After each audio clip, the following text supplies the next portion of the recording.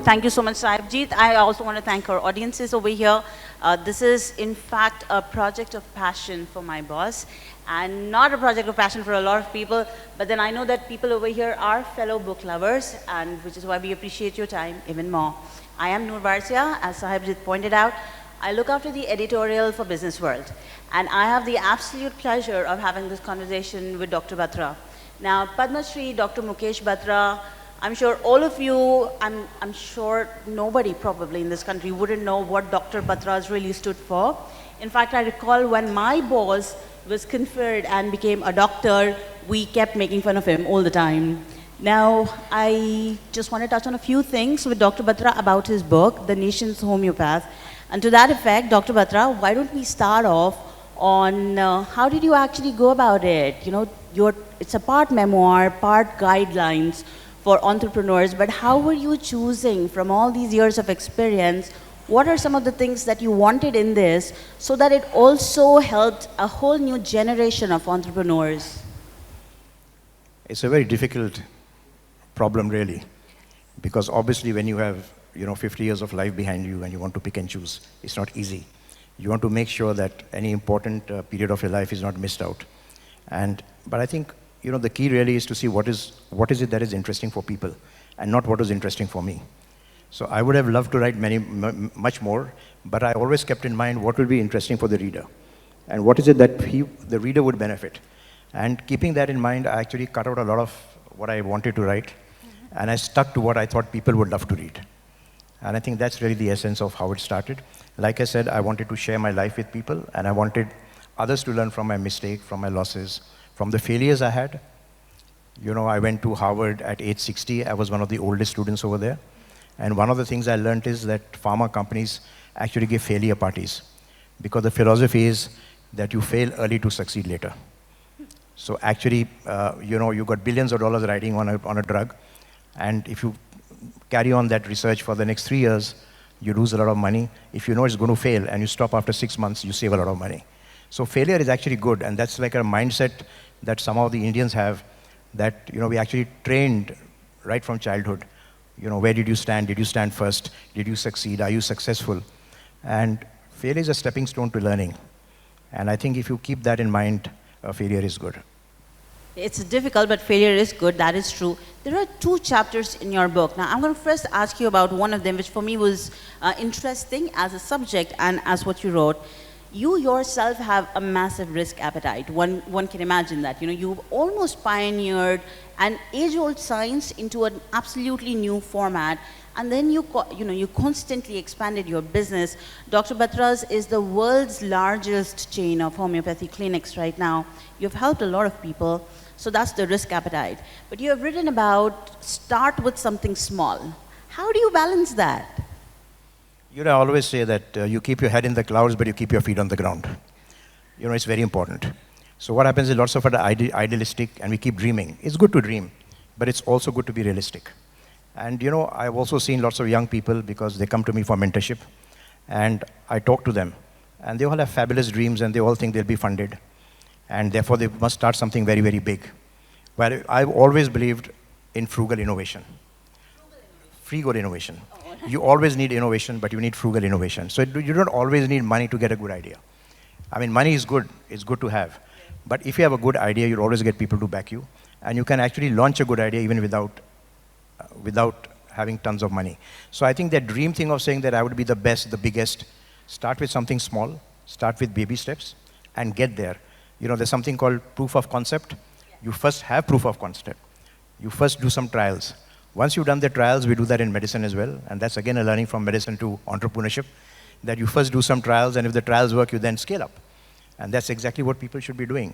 So, just don't think of very fancy things to start with. I always give this example that what is it really that you need to fish? You just need a little atta at the end of a hook and a rod. And you don't need a fancy, expensive fishing rod. You may not catch a whale, but you'll still catch a fish to feed you. That's really clever. The other part that was, again, interesting for me, and which is difficult for a lot of entrepreneurs today, which is learn to cut your losses. When you're passionate about something, when you have really gone after it, And once again, this is true for our chairman as well.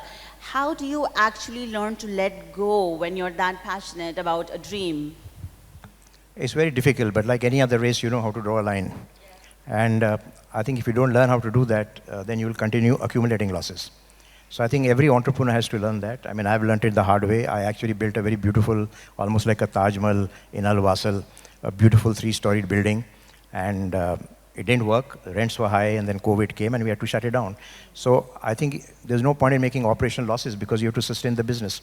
Anything which is non-sustainable, you cannot give back to society. You cannot. So really, you create wealth to share wealth. If you don't create wealth, you can't share enough.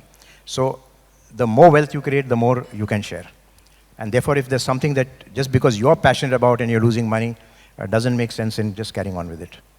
We've been very, very critical about it. We've been very cut, about it. We've actually shut off our media business. We've shut off our pet care business because we did not find that we could sustain it. Yes, it was coming at the cost of the main business. And we didn't want to lose focus. Lots of learnings there, of course. If you have I'm going to plug his book, it's right there.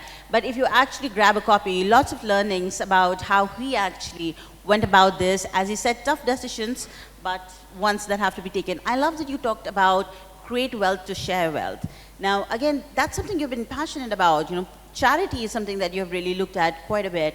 But as a human being also, you're very passionate. Before I make you speak about it a little bit more, do you want to just share with the audience, if it's possible, and I must point out we're live streaming, the story about dodging bullets in Nigeria? What happened there?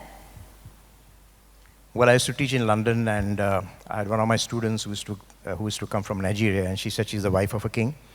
And so her son had some problem, physical problem, health problem, and I treated him, and he got all right. So she said, I want to take homeopathy to my country, and I already have a hospital which my husband has built, but we'd like to introduce homeopathy. And since I've been your student and I've learned under you, could you please come to Nigeria and could you help me to set up the hospital? And so I went there, and there's a very long story, because starting right from the time when I was caught in the customs because I was carrying medicines which were not allowed, and there was a person who was with me who kind of managed it and managed to get that out. Right about changing flights and getting boarding passes and rushing to the aircraft because there were no seat numbers, and if you didn't get a seat, you came back the next day. So a lot of such very interesting stories. I'm talking about 30 years ago when Nigeria wasn't developed, and then to go and drive through the bushes. But during one of those trips, I was then asked to take a car and go out and eat in the hotel. And when I was coming back, it kind of became a little late in the night, and then I had people chasing me with guns and firing at my car. And luckily they missed, and until I actually went into the king's palace. And of course, then they gave up chase. So I always say this, that it's not easy as an entrepreneur, not easy to start something new. I always say that it's not the first mover's advantage, but it's always the first mover's disadvantage. Because other people just learn to copy and they follow in with all the hard work that you've done. But yes, I'm glad to be alive, and I'm happy to be with you today. The more I speak to him, the more I find my life is very boring. It's 40 plus already. Not that I would like to dodge bullets any point in my life, but you have lived a very interesting life, and that is probably why we see all these great books. It's good if you can live to tell the story. All right, fair enough. Now, I don't know how many of you knew, but Dr. Batra here is also very, I want to say expert, proficient photographer. And he has done multiple exhibitions. So you're going to correct me if I'm wrong over here. 51 exhibitions already, and you have been a guest for the Australia government for wildlife photography, and one coming up in Dubai. So that's like a side passion? No, I just believe that it's part of my charity work. It's part of my CSR. I set up my foundation when I was 50, and I always believe that, there are 3 ways I believe that one can give back to society. And one always needs to live life with purpose and with passion. So a lot of people have passion, but they don't have a purpose. So I believe that there are 3 ways you can give back to society and create a purpose. There are 3 T's: time, talent, and treasure. And treasure. So you can either do checkbook charity, if you're rich enough and you made it there, or you can give your time, or you can give your talent. I believe everybody has talent. So if I have a talent for singing or for photography, I can actually develop it, and I can actually then give back to society. So that's the idea. And because I have a purpose, I therefore evolve. Therefore, I will grow in my singing, I will grow in my photography because I want more people to buy my photographs and because I want to collect more money for the charity that I'm passionate about. So passion and purpose are the two big things that drive me in my life, and I'm sure that these are the things that we should all have in our lives if we really want to grow. Excellent. I agree. Purpose. We all have to be purpose-driven. The counter shows me we have a little more than a minute to go. I'm not sure how correct that is, but warn me, Sahibjeet, if that's the case. Since I am assuming that's correct, thank you so much. Couple of minutes. I'm going to make him sing, unless and until somebody... I'm going to make you sing. Oh, that's just 30 seconds. One of his passions is singing. Is that all right if you want to go for it? Well, I'll just sing 2 lines and rather really hum 2 lines. Because this is my vision for the world, and since Anurag ji spoke about happiness and vision, Anurag, this is dedicated to you. It is because it's the other Dr. Batra, and with the passion with which you work, I'm most grateful for you for having created this. So this is dedicated to you. It's Kishore Kumar's number, again going back old times, and one of my favorites. Aachal ke tujhe main leke chalun एक ऐसे गगन के तले जहाँ गम भी न हो आंसू भी न हो बस प्यार ही प्यार पले आंचल के तुझे मैं लेके चलूं एक ऐसे गगन के तले जहाँ गम भी न हो आंसू भी न हो बस प्यार ही प्यार पले एक ऐसे गगन के तले एक ऐसे गगन के तले Amazing. Thank you. ऐसे गगन के तले. Amazing. You're amazing. Sahibjeet is here right now. Thank you, all of you. Very, very loud round for this young gentleman. Well, Thank you very much. 2 things, Dr. Batra, before I request you to come up front. That song is going to be stuck up in our heads for the rest of the day. Second part, thank you so very much for addressing all the issues with such great ease. Thank you. Can I please request you to kindly come up front for a picture? Also joining us to present a small token of appreciation is Mr. Samesh Khanna, co-founder, Beanley.